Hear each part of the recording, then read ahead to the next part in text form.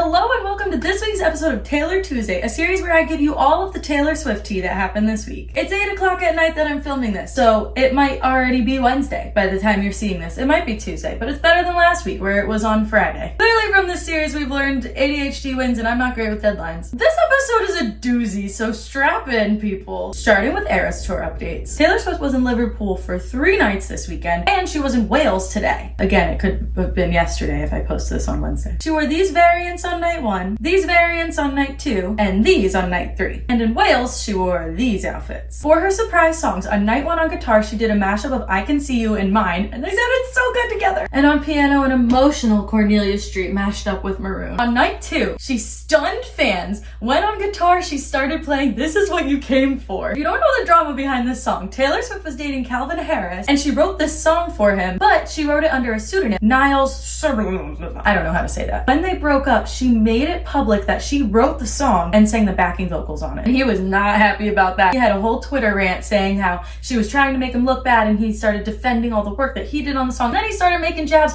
at her and Tom Hiddleston's relationship. You can't do that to Loki! This was all around the 1989 era time and is one of the circumstances that led her into her Reputation era. Some are even saying that she's going to have This Is What You Came For as a vault track on Rep Taylor's version, because during the surprise song, all the wristbands lit up green for that one, which is the Reputation color. We'll see. Anyway, she mashed it up with Gold Rush and fans went crazy. And on piano, a heartbreaking mashup of You're Losing Me and The Great War. On night 3, she pulled another unexpected song out of the bag of songs we didn't know that she was going to perform and did Carolina from Where the Crawdads Sing. And she mashed that up with No Body, No Crime. Epic! And on piano, she did the manuscript mashed up with Red. The pattern of this weekend was that she wanted us to sob during the piano songs. The 100th show of the Eras Tour was this week, and it happened on June 13th. So Swifties were expecting an announcement of some sort, maybe new music or a music video or I don't know, some kind of drop. But we didn't get the announcement that we thought we would. Instead, she made an announcement that the Eras Tour would in fact be ending. This tour is gonna end in December.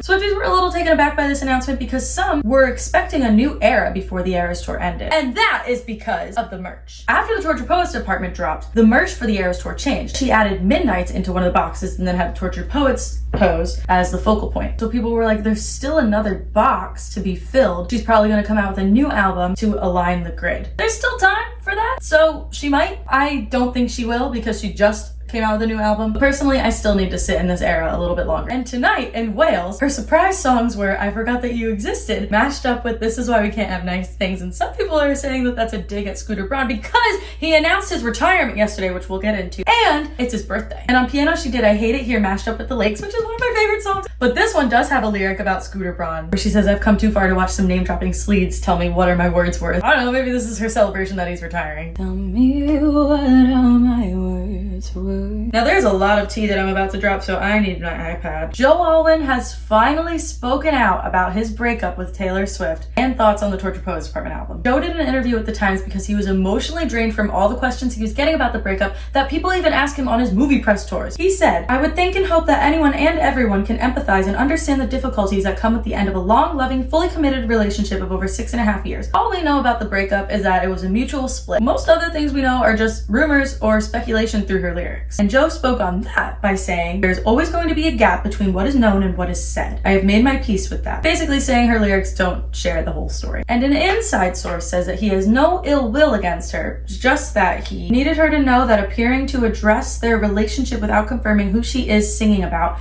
can have a lasting and hurtful effect on the people/men involved. Ultimately, he said he's fortunate enough to be in a great place in his life and career, and that he feels really good. Now for more tea! Scooter Braun is retiring from music management. Scooter Braun, aka the man who bullied Taylor for years, but made millions off of, and then sold her masters. Scooter has worked with huge artists like Justin Bieber, Ariana Grande, Demi Lovato, Kanye West, to name a few. And he announced his retirement, saying he has nothing but love for those he has worked with throughout the years. But that this is something he's been thinking about for the past 2 years now. He's quoted saying, as my children got older and my personal life took some hits, I came to the realization that my kids were 3 superstars I wasn't willing to lose. This could potentially allude to the drama between him and Taylor Swift because I guess Swifties were threatening his kids, which PSA real quick, no matter what happens to your favorite artist or who wrongs them, let's keep the kids out of it. He said, the sacrifices I was once willing to make I could no longer justify. It was time to step into a new role. And Swifties have responded by saying, oh, the trash took itself out. There's also said to be a documentary about the drama between the two coming out on June 21st. I don't know if it's a fan edit or if it's real. We'll find out soon, I guess. On to Sabrina news. Back in April, Sabrina Carpenter, aka Taylor Swift's good friend and former tour opener, did an ad for Skims, the company of Taylor Swift's arch nemesis,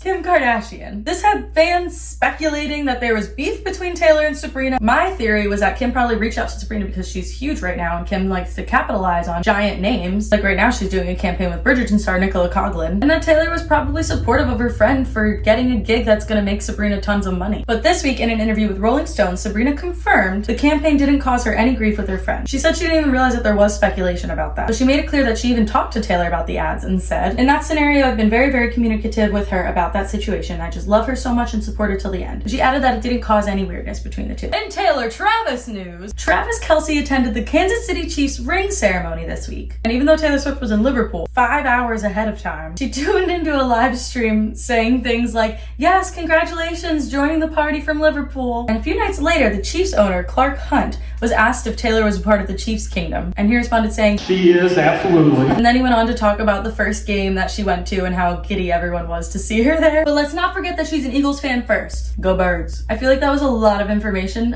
so that's gonna be it for this week's Taylor Tuesday. Come back next week where maybe I'll post on time, but I'm gonna be flying to LA for VidCon, so I might not. Bye!